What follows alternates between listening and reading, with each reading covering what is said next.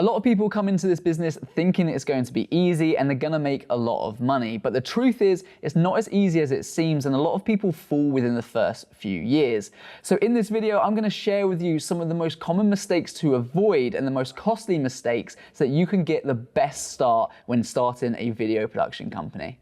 I'm going to split this video into two key sections. The first is my advice and the things I see people do all the time, things to avoid when starting a production company. And in the second part, I've actually reached out to some of my academy members. These are people like you who are just starting out on their journey or have been trying to grow their business over the last couple of years. And I've asked them what mistakes that they wish they had avoided when starting out that ended up being quite costly. So you'll not only get my advice and my knowledge in this video, but you'll also be able to learn from other people who are perhaps a little bit closer to your current situation at this moment in time. So to kick things off, being scared to talk about pricing. This is something I see a lot of people struggle with. And the problem with not talking about pricing openly with your clients is that it becomes very confusing. I was having a chat with someone literally last week, and they were saying how they were scared to bring up pricing. So they were actually doing the shoot and talking about how much they were going to get paid for doing that shoot. They gave their fee and the client said, oh, that's a bit more than we wanted to spend. We're more thinking about this. But they're on the shoot doing the job. And because they didn't address it head on, and I said, look, I know exactly where you're coming from.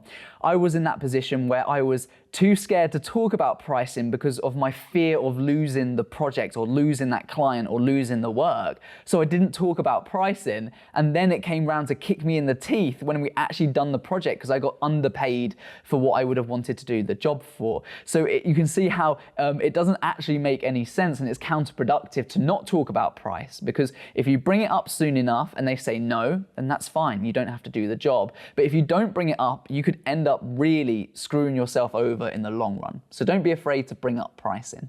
My next tip is starting out without a business plan. Now, business plans don't have to be boring whatsoever. I've actually got a video on this channel you can go and have a look at on how to make an effective videography business plan that will help make you money. But you need to have some sense of direction of where you're going. Do you want to remain freelance for the next few years? Do you want to try and turn it into a production company? What kind of work do you want to do, and what kind of industries do you want to work in? Is there anything unique that you can bring to the table? For instance, with me, I was able to bring my skiing background into video production and win some projects by utilizing those existing connections in that niche as well. So have a little think about a small, one-page business plan. What does the future look like over the next couple of years for you? You're in business to make money, right? So it's only fair that you're going to be counting the pennies and counting your profits.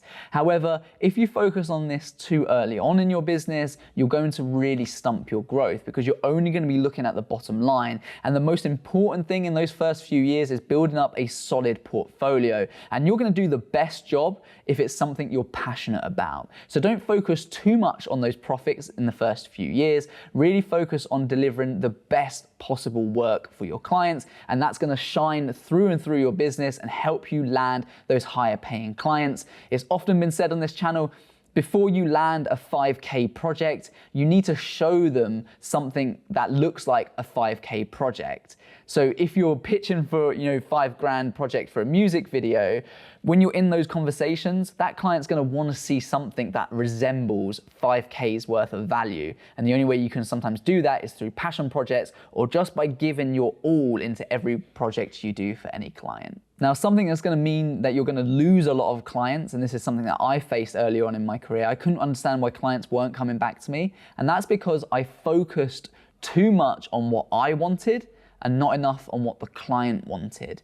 At the end of the day, it has to meet their vision, and you can put your creative input into that, but it needs to resemble their brand. And sometimes when you have complete freedom and you're starting out and you all have all these great ideas, sometimes it doesn't hit the nail on the head for what the client wants, and then therefore it means that you're either difficult to work with and they don't want to work with you again, or it just doesn't serve the purpose that the client wanted that video for in the first place.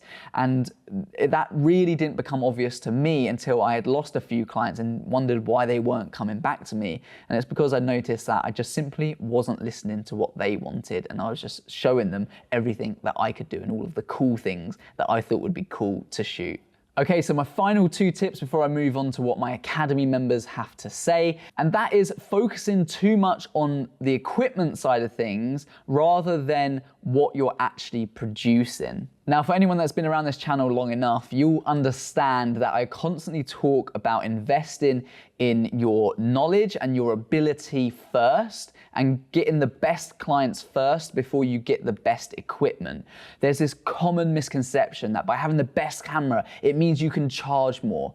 That doesn't mean anything if you can't produce better quality content. So you need to invest in your skill set, your business knowledge, because again, you can be the best filmmaker out there. If you don't understand how the business side of filmmaking works and don't put these principles into practice in your business, then you're gonna struggle to get clients. And if you don't have any paying clients, how are you gonna pay for that shiny new camera that you've just purchased? Unfortunately, that is marketing, that is advertising, making you feel like you're inadequate for the equipment that you currently have, when I know some very talented people that could take the most basic camera and produce better content that even I probably could do with a professional looking camera, and that's saying something. So try not to waste all your money on new equipment. Start to think about how you can utilize your existing equipment, and more importantly, how can you get clients into your business to help you grow to that next level. Now, my final point is actually something I've only learned to do more recently, and this will probably apply for some of you who have had your business going for some time, and that's to make clear email notes. Now, when you come off a call with someone, it's very easy to just go about your day and try and keep that in your memory. The problem with that is this will catch you out time and time again with different clients where they say, I didn't say that. And you say, no, I said, we spoke about it on that call. Or they'll say something on the call and you'll forget it and you'll be like, oh, I've produced all these videos for you. And they'll say, where's that other video? And you'll say, you didn't say it, tell me about that. And they say, Ross, I told you specifically on that call about this other video. And you're thinking, oh, there's just too much to remember. I now, after every verbal conversation with a client, will document it in an email, just say, hey, just sending you over some follow-up emails, follow-up notes from our conversation. And I will just bullet point, we said we would do XYZ, you said you would do XYZ, this is with a plan of action moving forward, done. Initially, when I started doing it, it felt really alien. It felt really like, oh, the clients, this is just going to annoy them. This is a friction point that they don't need. And the reality is it made our business so much more streamlined. We made way less mistakes. And actually it meant that the client knew exactly what the next steps were. And they felt more involved in the process rather than just having a conversation with us and not, hearing what happens next or any of those points. So make clear email notes after every verbal communication that you have with your client. Now, for the second part of the video, I wanted to hear what other mistakes people wish they had avoided when starting their video production companies. So I reached out to our Perspective Academy members. The Perspective Academy is my online mentoring program where we take people through starting and creating a stable video production company with, more importantly, a predictable cash flow. So here's what they had to say. So Travis said not creating a schedule to regulate sales. And this is really common. I think a lot of people think that, when you start out, you get a few jobs from word of mouth, and that will only reach you to a certain level. After that point, you really need to put the effort in. If you're starting a business and you need to grow that business, then you really need to spend some time and allow some time in your business dedicated to sales, whether that's an hour or two every morning, or whether or not that's 1 or 2 days a week, or whether or not that's more than that, or however your sales process looks. But actually having something in place is something that people don't do, and therefore you're not constantly making sales. And unfortunately, if you have a business, you need to make sales to grow. So that was something that Travis said that he wished he had done sooner, and he wished that he had created a schedule to regulate his sales process a lot better. Matt says, being hesitant to use other people when the workload gets too much. I always say this to Academy members, and that's the great thing about having a community of collaboration, is that now so many people in the academies pass work on to other people because they know that they share that same mindset of collaboration and no one's going to steal anyone's clients or anything like that. Now, you have to think about it like this. If you've got a client and you can't physically do that work and they're going to go elsewhere, then they're going to go with a competitor anyway. So why not just provide a solution to that problem and bring someone in and trust them to do a good job? Because then the money still flows through your business and keeps the client happy, and more importantly, keeps that client coming back to you rather than them finding somewhere else and run the risk of them doing a better job than what you're doing and the client never coming back to you. Now, Steve said doing freebies, but Dan also said doing free work minimizes the risk a potential client has to do business with you. The free to fee model that we teach in the academy works for him. It's not for everyone, but for people starting out, it can really help.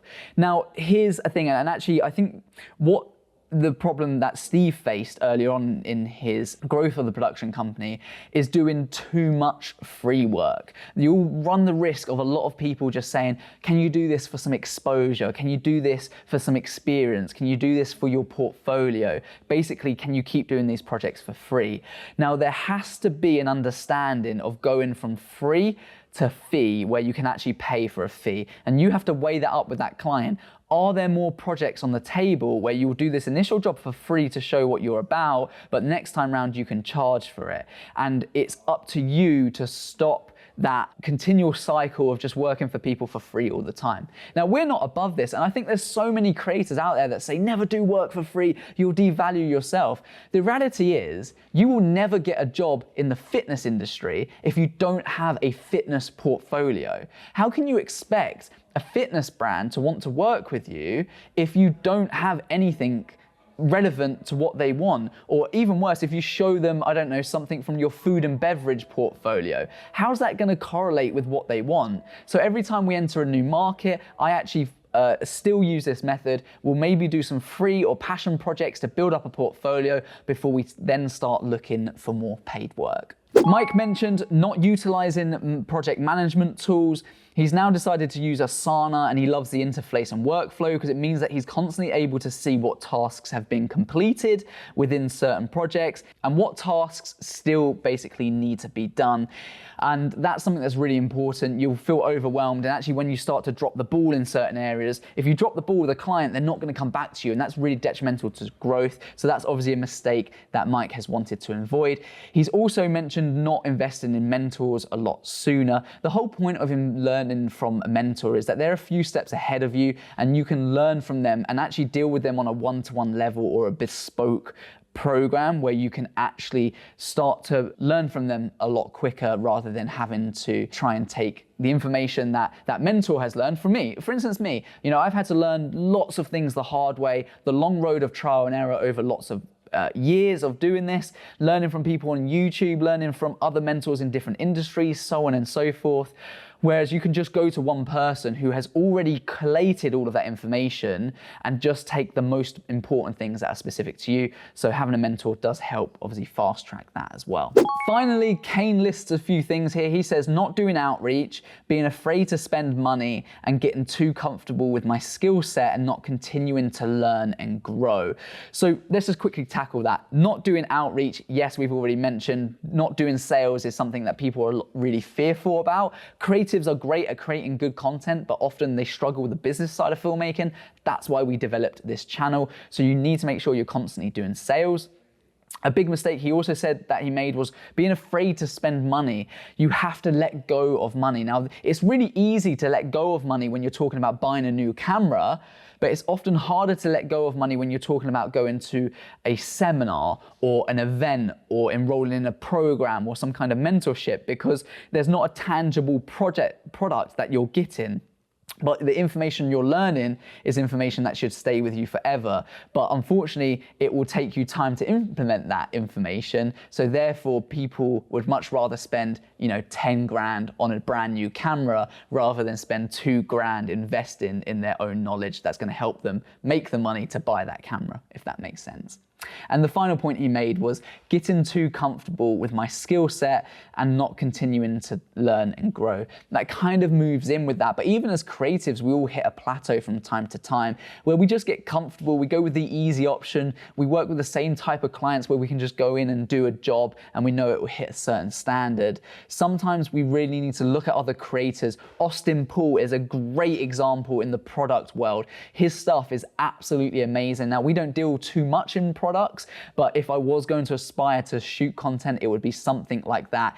He's an absolutely outstanding creative, and the stuff that he does is very on a whole new level creative-wise, and it makes me think, wow, I wish I could do something like that. And the thing is, we could, but it just takes a lot of time and a lot to learn that new skill set. So if there's a piece of advice with that, is to constantly make sure you're growing and adapting, because if you're not growing creatively or not growing within your business, then unfortunately, you're moving backwards. If I could ask you guys just to do one thing for me today, that would just be to leave a comment below and let me know what you thought about this style of video, where I reached out to the Academy members and also gave my own viewpoints as well from my own experience. Just a simple thumbs up would be great if you liked it, or anything that really stood out to you. It just gives me an understanding as we grow the channel what type of content works better for you guys. I look forward to hearing your thoughts, and if you want to hear more about that business plan I mentioned earlier on in the video, then just click on this one here and you'll learn how to create an awesome business plan that will make you some money.